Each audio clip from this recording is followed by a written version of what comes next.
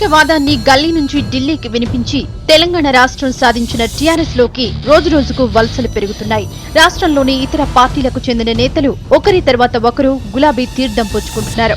ఖమ్మం జిల్లా సత్తుపల్లి మాజీ ఎమ్మెల్యే జలగం వెంకట్రావు, మంథనికి చెందిన పుట్ట మధు టీఆర్ఎస్ లో చేరారు. నేతలకు కండువ కప్పి పార్టీలోకి ఆహ్వానించారు పార్టీ అధినేత కేసీఆర్.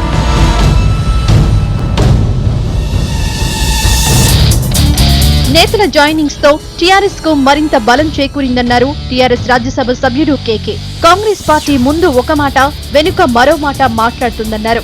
కాంగ్రెస్ మంత్రుల నుంచి మామూలు నేతల వరకు ఎవరూ స్వతహాగా ఉద్యమంలో పాల్గొనలేదన్నారు కేకే.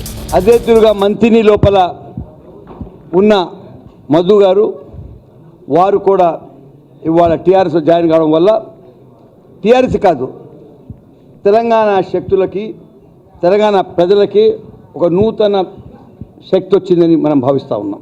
ప్రజల హక్కుల గురించి జరిగిన ఉద్యమం ఇది. దానిలో కాంప్రమైజ్ కానీ రాజీ అనేది టీఆర్ఎస్కి ఉండదు అని చెప్తా ఉన్నాను. రాజీ ఉండనప్పుడు మీకు బాధ కలిగినా దానికి మేము బాధపడమని చెప్తాం. కేసీఆర్ తోనే తెలంగాణ అభివృద్ధి సాధ్యమన్నారు ఆ పార్టీ నేతలు జలగం వెంకట్రావు, పుట్ట మధు. తెలంగాణ పునర్నిర్మాణంలో పాలు పంచుకునేందుకే టీఆర్ఎస్ తీర్థం పుచ్చుకున్నామన్నారు. వచ్చే ఎన్నికల్లో తెలంగాణలో టీఆర్ఎస్ కు తిరుగులేదన్నారు. టీఆర్ఎస్ కి ఎంత బలం వస్తుందో రానున్న ఎన్నికల్లో చూస్తారు. వారందరితో పాటు టీఆర్ఎస్ పార్టీని బలోపేతం చేసి తప్పనిసరిగా రానున్న ఎన్నికల్లో అనేక కార్యక్రమాలు చేపట్టి సిరులొల్లికే తెలంగాణ రావాలనే ఒక ఆలోచనతో ఈరోజు కేసీఆర్ గారి నేతృత్వంలో చేరడం జరిగింది. కలుపు తీస్తున్నటువంటి తల్లి, దున్నుతున్నటువంటి రైతు ఆకాంక్షిస్తూ ఉన్నాడు. కేసీఆర్ గారి ద్వారానే మాకు మేలు జరుగుతుందని.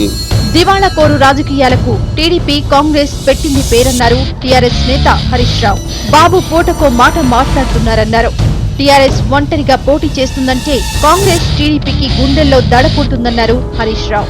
తెలంగాణ మనుగడ కోసం, తెలంగాణ అభివృద్ధి కోసం, తెలంగాణ ప్రజల కోసం పోరాడేటువంటి పార్టీ ఇవాళ టీఆర్ఎస్ పార్టీ. టీఆర్ఎస్ పార్టీకి 4 కోట్ల ప్రజలు మాకు హైకమాండ్.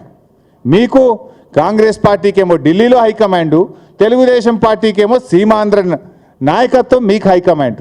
మాకు 4 కోట్ల ప్రజల హైకమాండ్ మాకు. మొత్తం మీద ఎన్నికలకు ముందు టీఆర్ఎస్ లోకి భారీగా వలసలు పెరగడంతో కాంగ్రెస్, టీడీపీలను కలవరపెడుతోంది.